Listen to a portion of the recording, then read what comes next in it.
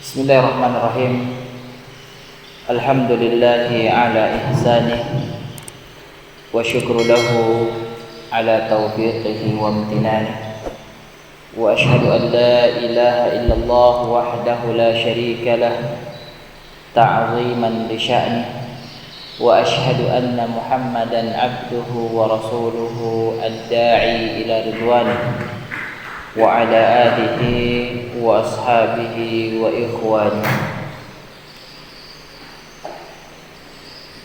Mari kita bersama memuji syukur kepada Allah Subhanahu wa taala dengan ucapan alhamdulillah atas segala nikmat yang Allah berikan kepada kita, nikmat kesehatan dan nikmat waktu luang yang dengannya kita bisa manfaatkan pada ketaatan kepada Allah Jalla Jalaluhu. Kita bersalawat dan mengirimkan salam kepada baginda Rasulullah Nabi besar Muhammad sallallahu alaihi wasallam, Nabi yang kita harapkan perjumpaan dengannya, kita harapkan syafaatnya yang menjadi sebab kita bisa mendapatkan keselamatan pada kehidupan dunia ini, terlebih lagi pada kehidupan nanti di alam kubur, sampai nanti berjumpa dengan Allah di dalam syurga Allah Jalla wa'ala.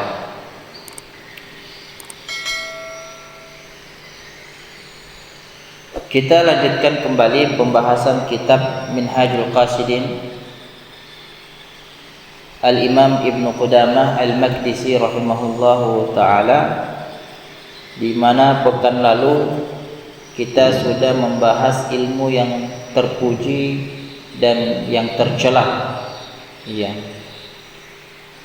dan pembagian dan hukum-hukumnya.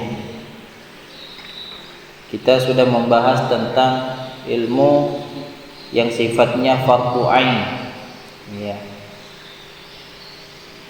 Malam ini kita masuk pada pembahasan ilmu yang hukumnya fardu kifayah. Ilmu yang hukumnya fardu kifayah. Fardu kifayah dia adalah ibadah yang sifatnya wajib, tetapi dia bisa gugur karena sudah ada yang melaksanakannya, ya, itu fardu kifayah. Contohnya kita dalam majelis ta'lim seperti ini, saat-saat kita membahas materi, ada mungkin di antara jamaah baru datang, kemudian masuk masjid mengucapkan salam, ya, kita dengar. Kalau kita tidak menjawab salamnya, maka kita semua berdosa di tempat ini, ya, karena mengucapkan salam ibadah yang sifatnya sunnah, tetapi menjawab salam adalah kewajiban. Nah, kalau misalnya ada di antara jamaah yang membalas jawaban salamnya, maka keguguran, ya, kita semua gugur dalam menjawab salamnya. Ya, sudah ada yang menjawabnya. Seperti itu. Artinya kalau tetap ingin menjawab salam, kita sudah mendapatkan pahala.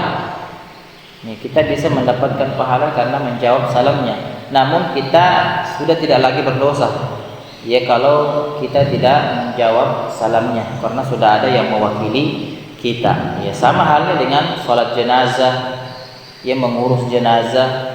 Ya, kita berjalan bersama dengan teman, ya, di sebuah perkampungan misalnya, kita sama-sama merantau, teman kita meninggal dunia, ya, kita wajib untuk mengurus jenazahnya, karena hanya kita yang bersama dengannya, yang mengenal dia. Tapi kalau misalnya sudah ada di kampung tersebut yang mengurus jenazahnya, maka kita tidak berdosa ketika tidak ikut dalam penyelenggaraan jenazahnya, karena sudah ada kaum muslimin yang mengurus jenazah. Itu fardu kifayah. Di sini penulis menyebutkan adapun ilmu yang fardu kifayah adalah ilmu yang tidak bisa ditinggalkan demi tegaknya urusan dunia. Misalnya, ilmu pengobatan yang sangat dibutuhkan agar badan tetap sehat. Matematika yang sangat dibutuhkan dalam masalah pembagian warisan, wasiat dan selainnya.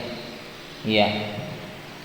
Di sini penulis mengatakan bahwa belajar ilmu kedokteran bagian daripada ilmu fardu kifayah, ya, bagian daripada fardu kifayah. Ya, karena sangat berkaitan dengan syariat kita tentang kesehatan. Kalau misalnya ya seandainya di suatu negeri tidak ada orang yang mempelajarinya, semua penduduknya berdosa. Ya. Semua penduduknya berdosa. Ya, namun kalau ada satu saja yang mempelajarinya, maka gugurlah kewajiban tersebut ya dari yang lainnya. Jadi kesehatan sangat dibutuhkan dalam syariat kita. Bahkan banyak riwayat-riwayat yang menyebutkan tentang kesehatan. Ya, tubuh yang bugar, tubuh yang kuat. Ya, misalnya kata Rasul sallallahu alaihi wasallam, mukmin yang kuat itu lebih bagus, lebih dicintai oleh Allah daripada mukmin yang lemah. Ya. Dan sama halnya dengan ilmu matematika. Itu sangat dibutuhkan di dalam syariat kita. Ya. Lihatlah bagaimana para ulama-ulama terdahulu yang begitu memperhatikan tentang ilmu umum ini. Ya. Ya, bukan sifatnya ilmu syariat tetapi ilmu umum yang ada kaitannya tentang akhirat. Ya, membantu menopang untuk berjalannya ilmu akhirat kita. Ya, Imam Syafi'i misalnya diriwayatkan banyak dalam riwayat ketika disebutkan bahwa Imam Syafi'i itu mengetahui segala ilmu. Ya, teman-teman beliau menyebutkan bahwa ya, kalau kita duduk bersama dengan Syafi'i, kita bertanya tentang masalah fikih, Imam Syafi'i sangat faqih. Dia sangat luar biasa pemahamannya tentang fikih. Dia ahli dalam fikih. Ketika kami bertanya tentang masalah akidah, beliau sangat kuat. Iya. Akidahnya sangat mantap. Iya, bahkan dia ahli akidah. Ketika ditanya tentang persoalan muamalat, beliau tahu semua. Ya, ketika ditanya juga tentang persoalan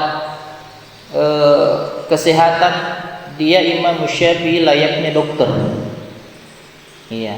Ditanya tentang matematika, ilmu hisab, Imam Syafi'i juga ahli ilmu hisab. Ya, luar biasa. Begitu para ulama-ulama terdahulu memperhatikan ya keilmuan umum seperti ini. Maka ikhwah sekalian, kalau kita menengok kepada sejarah di Spanyol, ya, di Eropa sana, di Spanyol khususnya, di sana sumber ilmu, ya, kita katakan sebagai sumber ilmu. Ya, ada sebuah tesis dari seorang ustadz, ya, menyebutkan di dalam tesisnya itu seorang ilmuwan Barat yang meneliti tentang Spanyol.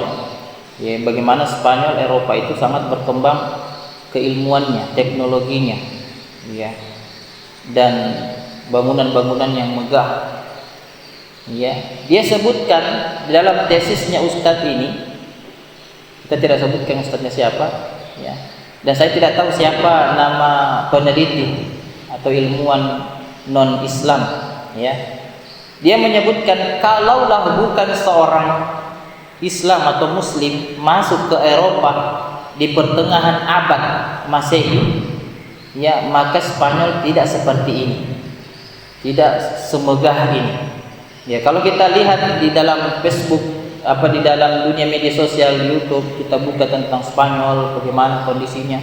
Di sana banyak bangunan-bangunan megah, ya, keilmuan yang sangat maju. Ternyata di situ, ya, kaum muslimin pernah berkuasa di sana, ya, mengajarkan tentang ilmu-ilmu, ya. Bahkan ilmu hisab di sana terkenal sekali, ilmu matematika, ya, yang dimana yang pertama kali mengajarkan ilmu matematika seorang muslim yang bernama Abdul Jabbar.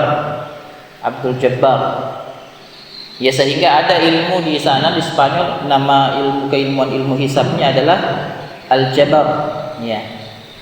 Mungkin pernah ada yang belajar matematika, Aljabar.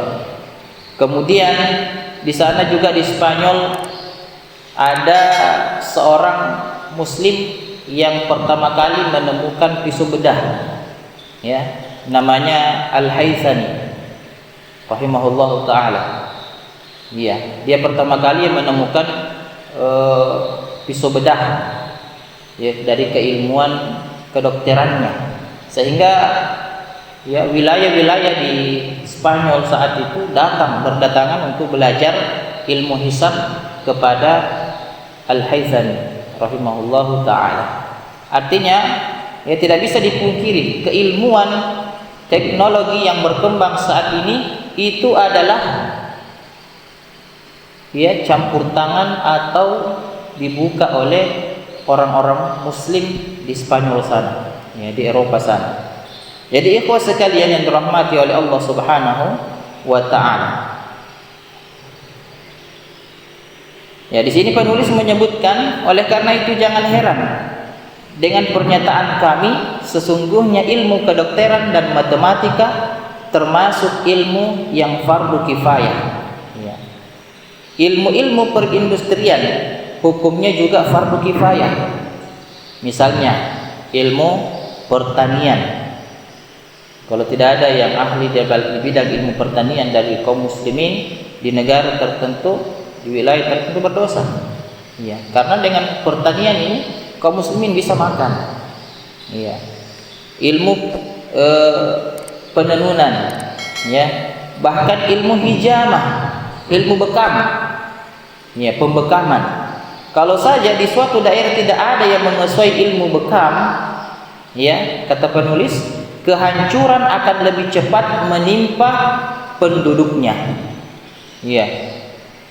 Sesungguhnya zat yang menurunkan penyakit juga menurunkan obatnya dan memberikan bimbingan dalam penggunaan obat tersebut. Ya, ikhwas sekalian yang dirahmati oleh Allah Subhanahu wa taala. Jadi bekam juga bagian daripada ilmu fardu kifayah. Ya, harus ada yang pintar, ya, di suatu daerah tertentu. Kalau di Boy Pinang, alhamdulillah sudah ada ahli bekam. Ya, ada Ustadz Irwan, Ustadz Syawir, ya. Termasuk kami dulu aktif membekam, cuma istirahat dulu karena sudah ada yang lebih potensial, ya. Dan ini bagian daripada syariat Islam. Ya, kata Rasul sallallahu alaihi wasallam, asy-syifa'u fi thalathatin, bahwa kesembuhan itu ada 3, ya. Bisa didapatkan kesembuhan itu di 3 hal. Tidak ada keraguannya di dalam penyembuhannya, kata Rasulullah. Pertama, fi syartati mihjam, sayatan pisau atau hijamah, ya, bekam. Sekarang, dulu masih pakai pisau bedah yang sangat tipis sehingga hanya melukai bagian kulit terluar, ya, jangan juga terlalu dalam. Ada teknik terkhusus untuk membekam menggunakan sayatan. Ada juga yang memakai pensil, pulpen, ya, pulpen yang sering orang pakai ukur tekanan gula darah dan sebagainya. Putar, Ya, itu salah satu yang disebutkan Rasulullah, dapatkan kesembuhan di 3 hal, salah satunya sayatan hijamah atau berbekam. Kemudian yang kedua, syurbati asal, dengan meminum madu. Minum madu. Ini, kita bisa dapatkan kesembuhan dengan minum madu. Au kayyatin binar,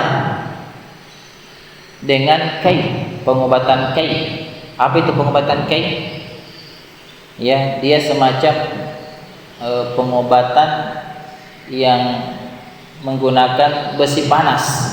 Besi itu dipanaskan kemudian diletakkan kepada bagian yang sakit di tubuh kita.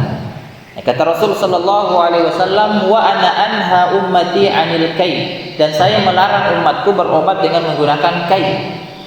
Ya, dengan besi panas itu. Di riwayat lain, ya, pengobatan kai itu dilakukan dalam bentuk upaya pengobatan terakhir. Tidak ada jalan yang lain kecuali kai, maka dilakukanlah pengobatan kai tersebut. Ya, Allahu a'lam. Dan kita bisa berbekam, ya, yang sunnahnya, yang bagusnya untuk kita berbekam di penanggalan bulan Hijriah tanggal 17, 19 sampai 21. Ya. Ikhwas sekalian yang dirahmati oleh Allah Subhanahu wa taala. Jadi Allah yang mengabarkan kepada kita cara berobat, ya. Allah yang menurunkan penyakit, Allah yang menurunkan obatnya, dan Allah yang memberikan petunjuk cara berobat. Adapun mempelajari ilmu kedokteran dan matematika secara mendetail, hal ini tambahan saja, karena detail kedua ilmu tersebut tidak begitu dibutuhkan. Ya.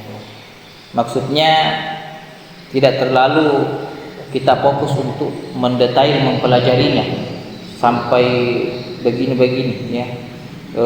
Kekuatan ini begini dan seterusnya secara mendetail mendalam, tidak seperti itu juga. Yang penting sudah ada yang kita tahu tentang ilmu ini dan bisa kita aplikasikan untuk kemanfaatan umat kita, umat Rasulullah sallallahu alaihi wasallam.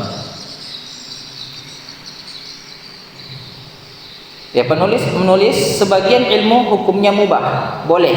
Sebagian ilmu itu hukumnya mubah atau boleh. Misalnya ilmu syair itu boleh, yang tidak menyebabkan kelemahan akal. Dan ilmu tarikh, ilmu sejarah, ya.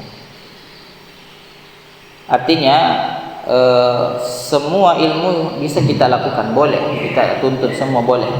Tetapi syaratnya tidak menjadikan akal kita melemah, tidak menjadikan keimanan kita melemah, ya.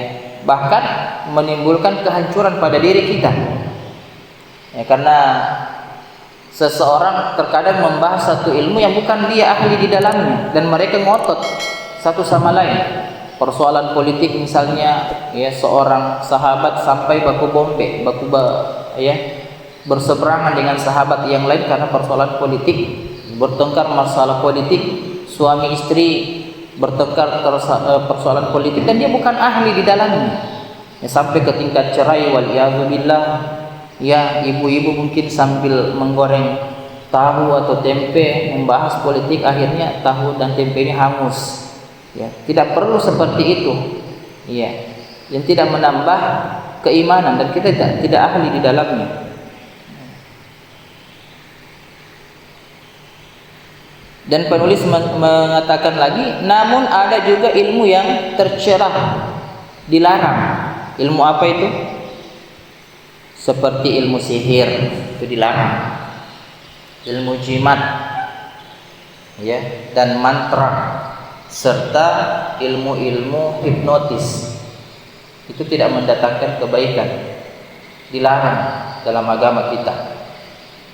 Seseorang mau belajar sihir, mau dapat ilmu sihir bisa, ya, selama mau bergabung mengikat sebuah ikatan bersama dengan jin, jin akan ajarkan ilmu sihir, ya, jin akan ajarkan ilmu kekayaan, Ya, bahkan membantu kita dalam menghasilkan harta-harta haram. Wal iyadu billah, maka diharamkan.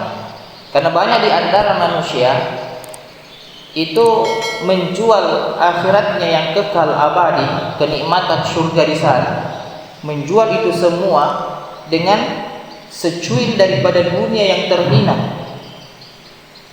Dia kalah. Dia mengatakan, "Cau nak man rasa-rasa. Saya sudah capek dalam kemiskinan saya." Ya, sehingga dia berupaya untuk menjalani sebuah perjalanan menuntut ilmu sihir, menuntut ilmu pesugihan. Wal iyadu billah.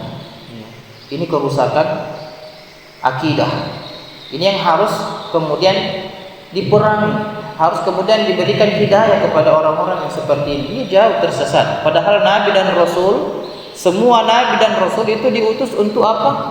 Menegakkan kalimat la ilaha illallah, menyandarkan diri kepada Allah Subhanahu wa taala semata, bukan kepada yang lain. Iya. Ikhwas sekalian yang dirahmati oleh Allah Subhanahu wa taala, semoga Allah menjaga kita semua dari perkara-perkara seperti ini. Iya. Kita mengharap kepada Allah menjaga kita semua ya dari ilmu-ilmu seperti ini. Ya, kata penulis, adapun ilmu syar'i, ilmu tentang syariat agama, semuanya terpuji. Ilmu tersebut terbagi menjadi 4. Yang pertama usul atau pokok. Kemudian yang kedua furu' atau cabang. Kemudian ada muqaddimah, pengantar, dan ada mutammimah, penyempurna. Ya. Jadi 4 ilmu dalam syariat kita, ada usul, ada furu', ada pengantar, dan ada penyempurna. Ya, ilmu yang usul, kata penulis, adalah ilmu tentang Alkitab, tentang Al-Quran, sunnah Rasulullah sallallahu alaihi wasallam, dan sunnah Rasulullah sallallahu alaihi wasallam. Ya, kitab ya Al-Quran tentu sebagai pedoman kita semua, petunjuk. Semua ilmu ada di dalam Al-Quran. Ya, entah ilmu syariat ini pasti, ataukah ilmu dunia-dunia tentang matematika, semua ada dalam Al-Quran. Cuman kita yang belum mengetahuinya. Ya. Dengan sunnah Rasul sallallahu alaihi wasallam. Jadi sunnah itu ada 2 ya. Sunnah yang sifatnya global, yang pengertiannya global, dan ada sunnah yang sifatnya substansial, yang secara fikih. Ya. Secara global, sunnah itu adalah segala hal yang diucapkan oleh Nabi, segala hal yang dilakukan oleh Nabi, dan segala hal yang disepakati oleh Nabi, itu adalah sunnah. Ya, adapun secara fikih, sunnah itu adalah ketika melakukannya dapat pahala, ketika tidak melakukannya tidak dihukumi berdosa.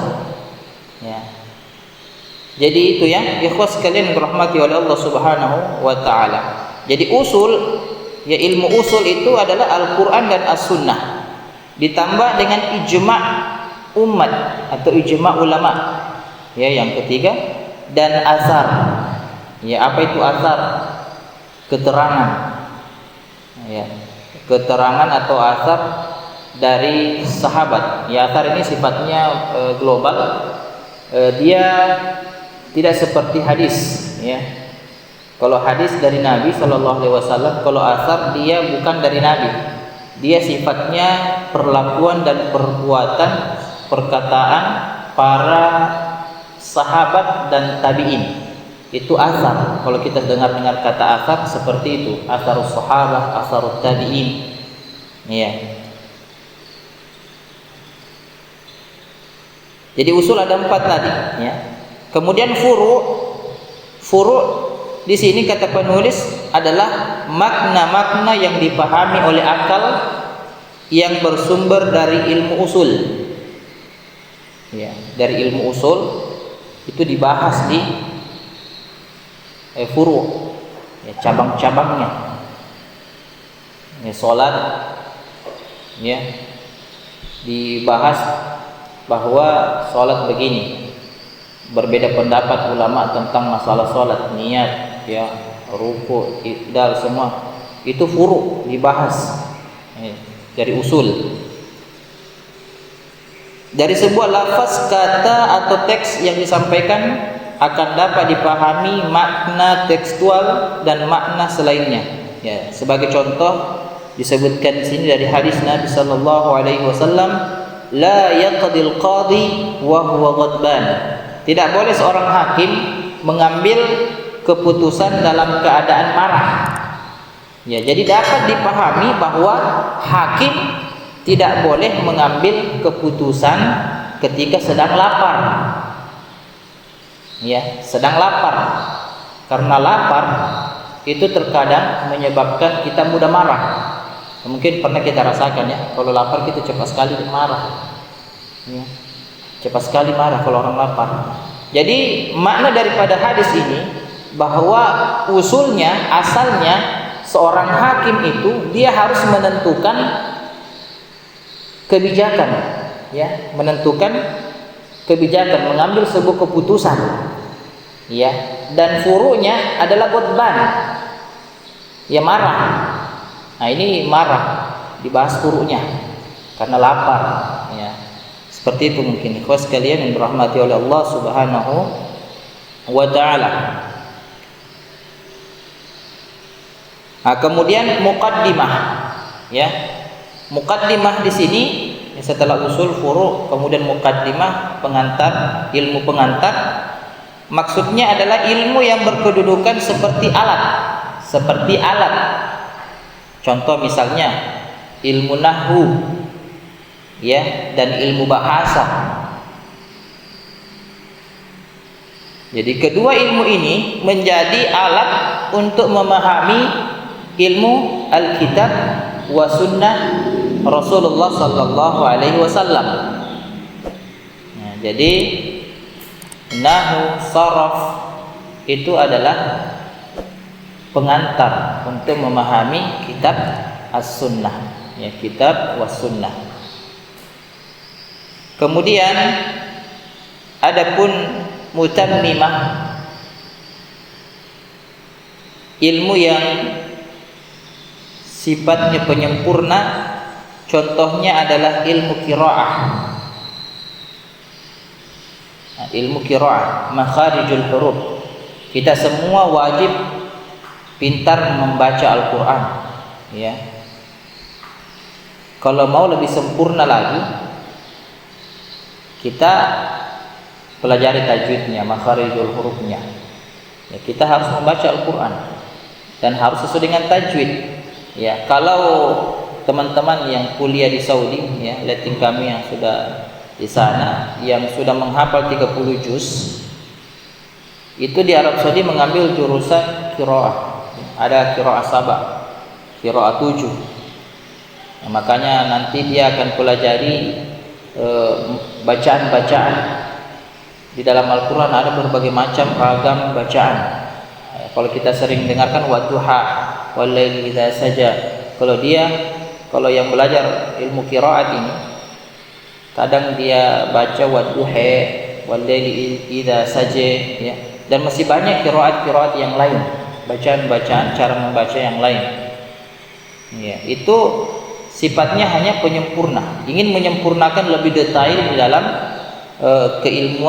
keilmuannya, ya. Dan ilmu tentang periwayat hadis, ya, termasuk ilmu penyempurna. Tingkat keadilan periwayat hadis dan keadaan para periwayat hadis ini lebih menyempurna, ya, di dalam pembahasannya hadis, kitab hadis. Ilmu-ilmu tersebut adalah ilmu syar'i dan semuanya terpuji. Itu ikhwas sekalian, jamaah sekalian yang dirahmati oleh Allah Subhanahu wa taala. Kita masuk di pasal berikutnya. InsyaAllah kita akan lanjut di pekan depan biidznillah ta'ala. Ya, semoga Allah Subhanahu wa taala memberikan kita pahala yang besar, ya, karena kita meluangkan waktu untuk menuntut ilmu, mengetahui sedikit demi sedikit dasar-dasar ilmu kita, ilmu syariat kita. Semoga Allah Subhanahu wa taala tetap memberikan keistiqomahannya sampai nanti Allah memanggil kita biiznillah. Kita cukupkan dengan doa kafaratul majlis. Subhanakallahumma bihamdik, asyhadu an la ilaha illa anta, astaghfiruka wa atubu ilaik. Assalamualaikum warahmatullahi wabarakatuh.